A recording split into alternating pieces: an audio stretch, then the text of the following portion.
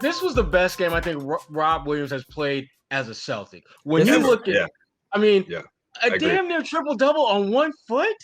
Yeah. Seriously? No, the fact that he's able to block shots from inside the paint, at the three-point line, and damn near everywhere in between. I mean, Rob was just phenomenal. Yeah, tonight. when you consider he could be a story we're telling in like 5 years, maybe. Yes, no, this is flat out. When you consider his health, when you consider the matchup, and just frankly what the Celtics needed in this game, this was one of the best performances I've ever seen from a Celtic. And it feels like, and again, it feels like this was the one that they should have taken. Yeah, who was the most impressive? Who was the most impressive human being on the court tonight for both teams? Rob Williams. Rob Williams, without a question. Not even close. Yeah. Right. He had Durant shaken on various possessions going inside. Yeah. He blocked Kyrie from behind.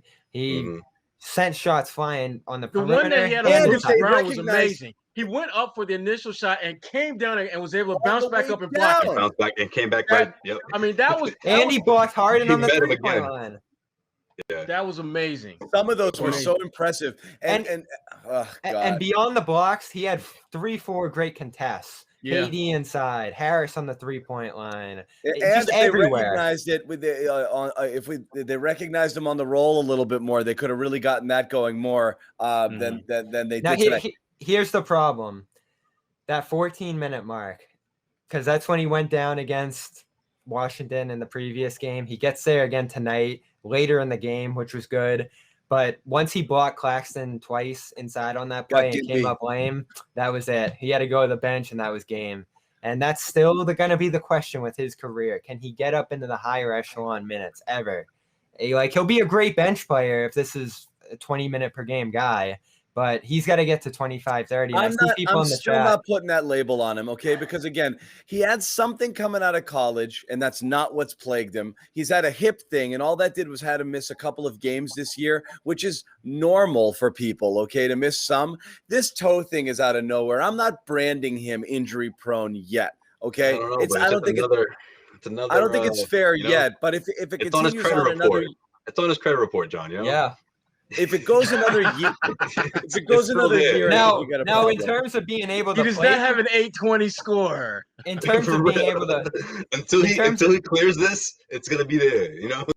Now, John, in terms of being able to play through an injury, A+.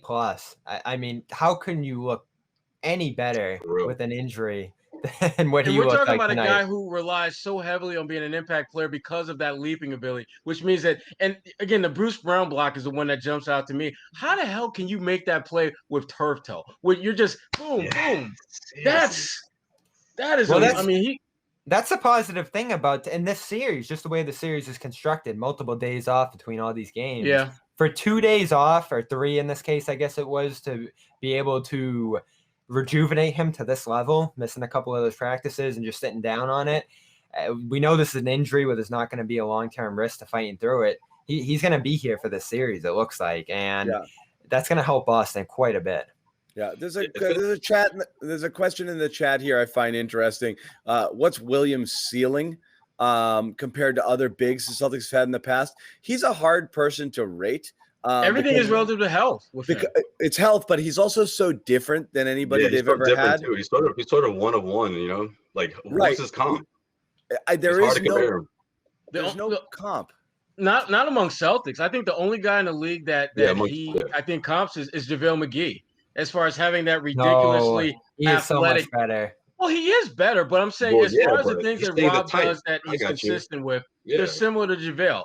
Incredible leaper, a legit center who has that pogo pong leaping ability where he's just bounce. But then you throw in the passing, and it's like there's nothing like that. That's what I mean. It's like here, and you've got like you want to do Celtics comparisons, shot blocking ability. Bill Russell. Okay, there, I said it. Passing ability. Ryan said it. Passing ability. That Bill carries some weight. Walton. Okay, if you want to do comps. Like, he can do both of those things. Sure, he doesn't have a refined offensive game yet with a face-up ability and be able to shoot a jumper or really any post move. So he's all he's all in the flow, and but I mean, his basketball instincts are pretty off the charts. You know, like, you think, again, we've talked about potential before. It is possible that he comes back in a year and all of a sudden he's knocking down 12, 14 footers, and you're like, he becomes an all-star. Problem. You know, like he's an all-star. Or just a little bit of a catch it with confidence, baby hook, you know, something like that. Even just a drop step, really simple stuff. He doesn't have to be Kevin McHale. He just has to be able to catch it and with touch, because he's got touch. We're starting to see he hits floaters in the lane with like 8-10 footers, and you're like, he catches and putbacks very soft. You know, like he could do a lot of things. He's adding things to his game quickly, John. We're seeing flashes left and right. He's learning. With him, it comes back to staying healthy, being on the floor long enough to do those things. That's until he shows us otherwise. That is going to be what's going to keep him from being, frankly, coming anywhere close to that ceiling. The Celtics definitely homeschooled. Yeah, definitely. This was a big. That's a classic. That's why he was late. That's why he was late. You know? He's not used to it. He's not used to getting Yes, that's true. He's not used to getting up and, leaving his house. Jimmy, now I think about it. He doesn't go to homeschool, Jimmy. You know, that's why he had trouble waking up. He did not go to homeschool. No, this is a big topic on this show. The minutes with him.